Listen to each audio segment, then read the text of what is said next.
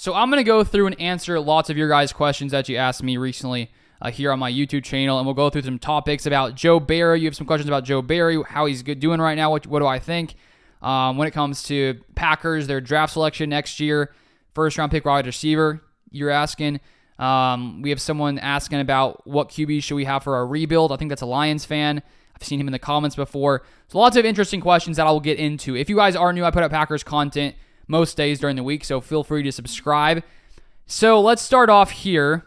Let me find the first question. This is from user up8hm. You can read the rest there.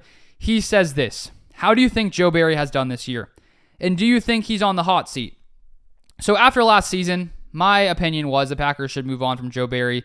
They finished the season really, really well. But I think that in 2 years with Joe Barry before this season started, what you saw was some moments of good play, moments of very, very bad play. There's just lots of inconsistency, which led to the Packers being a more mid-tier defense. And if you do look at the Packers' defensive ranks right now, they're actually the 10th best scoring defense in the NFL at 19.9 points allowed per game. And if we look at the Packers' scoring defense last year, they were 16th. So solely based on scoring defense, we have gotten better. We are currently 16th in EPA per play allowed if you're into those kind of metrics. So more middle of the road in that area. And one thing I think we've seen the past few weeks, the Packers' run defense has played really, really well, which was not the case earlier in the season. We allowed, if we look here, this is from Matt Schneidman of The Athletic. He said this: it's been the weaker sector of the team since general manager Brian Gutekunst took over in 2018. From then until now, the Packers ranked 32nd in defensive rush EPA per snap, according to True Media. However, over the last 2 weeks, the Packers ranked second in that category. So they played really well against the run. Here's the thing. The two run offenses we have faced have not been very good run offenses. So it's good that we did play well. It's good that the defense held them in check. But I think considering where they ranked, it wasn't the biggest feat. I believe the Rams are 17th in run offense, and the Vikings were around 29th. So it's hopeful that we're playing well against the run recently, and it hopefully continues.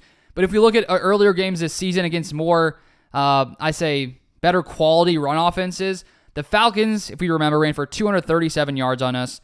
The Lions ran for 211 yards on us. The Broncos ran for 145 yards on us. And so I think we've seen the past few weeks the Packers have played, I'd say, worse offenses, which has really helped many of their stats. And I really hope it continues. Of course, I do as a Packers fan. But I think it's important to remember that when we faced off against some top-tier offenses like the Lions, they sort of tore us apart. The Falcons tore us apart, and they're not even, I would say, a very, very good offense right now at this time. And so looking at where we are right now, if I had to predict when it comes to the hot seat conversation, if the season ended today, I think Matt LaFleur would stick with Joe Barry. He's been pretty... he stayed by Joe Barry's side, which makes sense when you're the head coach. If you're not going to fire a guy or release someone from the coaching position, you're not going to badmouth him, of course. But I think right now, considering the Packers have played pretty good, it's been the defense outside of a few games against top-tier offenses. I think Matt LaFleur would keep him around. Here's what I want to see, though. We have some matchups against some better offenses in the next few weeks. We have the Chargers, Lions, and Chiefs coming up soon. Those are all much better offenses. The Chargers, Lions in the top 10, the Chiefs just outside the top 10. So if we see similar performances against those kind of offenses, then maybe Joe Barry has somehow figured it out. And for me to really have a, for my opinion, by the end of the season, I'm going to need to see how he plays, how this defense plays, and how Joe Barry is able to, get this team to play when we play more top-tier offenses. Because it's awesome when we play well against bad offenses. That's great. You would hope that would happen.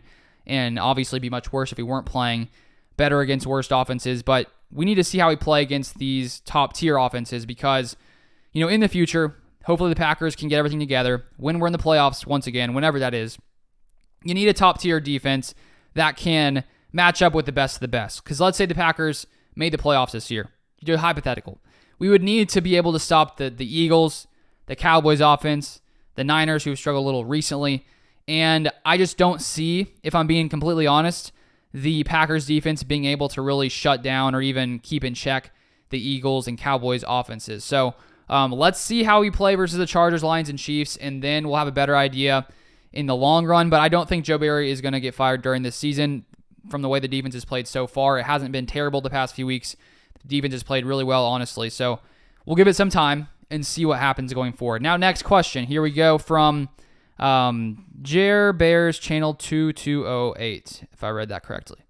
Why wouldn't the Packers draft a wide receiver with a first-round pick? Marvin Harrison Jr. is a can't miss. Seems stupid to ignore. Well, I think the reason is because the Packers have found so much success in the second round. If we look back at the Packers' history, Greg Jennings, second-round pick, 2006. Jordy Nelson, second-round pick, 2008. Randall Cobb, second-round pick, 2011. Devontae Adams, second-round pick, 2014. And if we look at recently, Christian Watson, second-round pick, we still need to see him do more. I'm not going to say he's not going to be a great receiver. It's just still early in his career. But he was a second-round pick 2022 at 34. And then Jaden Reed, a second-round pick this past year at number 50 overall. So when you see the Packers consistently hit, pretty much consistently hit in the past on receivers in round 2, it makes sense why you do it in round 2. Use the first-round pick on another position if you know that you can find caliber, top-tier caliber receivers in the second round. Now, when it comes to this next season, the Packers have used so much draft capital recently on receivers.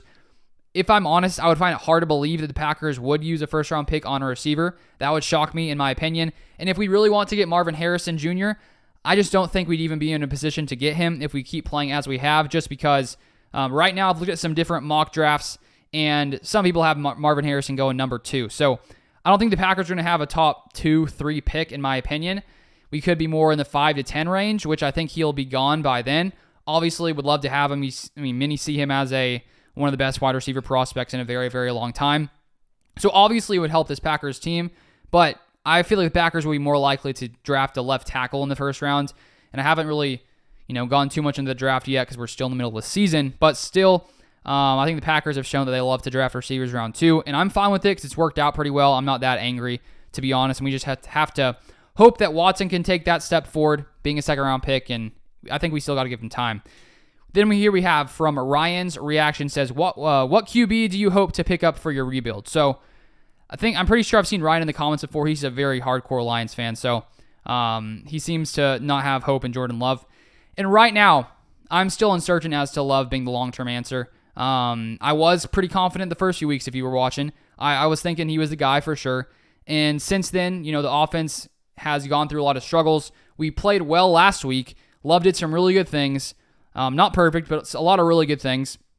We saw the Packers run game come back alive. So right now, I still think we got to give Love time. I think the Packers will give him this season and next season, in my opinion, if he continues to take slight improvements, steps forward. I think they'll give him 2 years and at least start off as QB next season as well. And so I don't think the Packers are going to be looking for a QB. Maybe we draft one round 2, round 3. I just think that right now we're probably sticking with Love. That's my opinion. Then we have from Perry, do you think the Pack will be able to make the playoffs next year?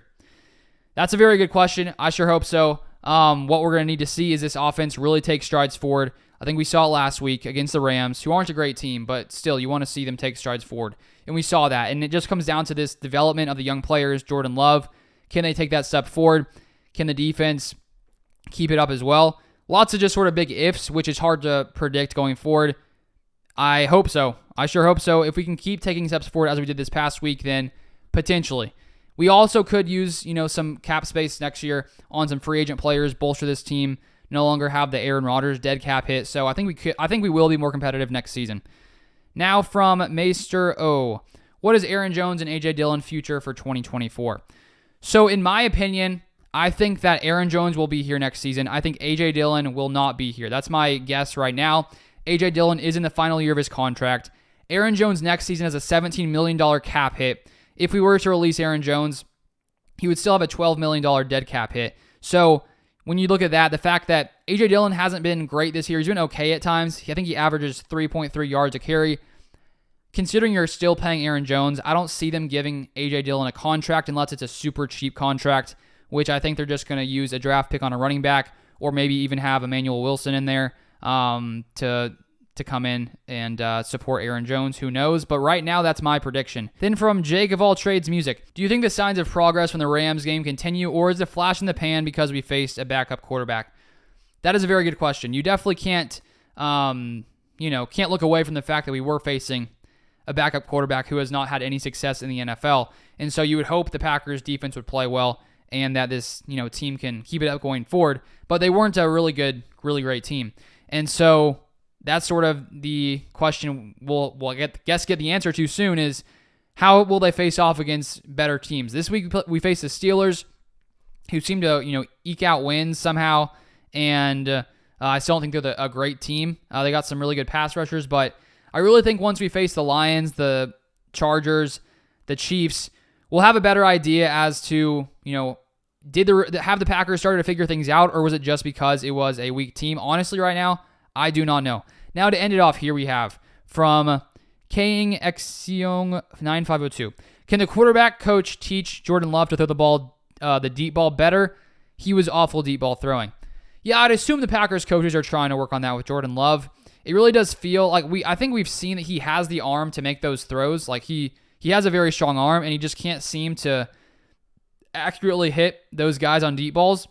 It may just be the issue could be that he's just not really letting it loose. When we look at that underthrow to Christian Watson in the end zone last week, I think he can make that throw. Like, I don't think that his arm can't do that. I just, for whatever reason, he underthrew it. I don't know if he's overthinking it, which allows him to not really just unleash it and let it loose. That could be the issue. You would hope as time goes by that he keeps taking those strides forward and can learn from these mistakes, and I hope he can. I would hope that it would be fixed by now. It hasn't, but he is still really early in his career. He could fix it. You'd assume the Packers are doing everything they can to try to get him to do that well, and we'll have to sort of see as time goes by. But those are all the questions that you guys asked that I was able to answer. If you want more Packers content like this, feel free to subscribe. And if you enjoyed this kind of video, you want more of these, let me know in the comments, and maybe I'll do these more often. But that is all for this one. I also have an NFL channel. I posted a video there today as well. Check it out. Link in the description down below. Thank you for watching, and I'll see you guys next time.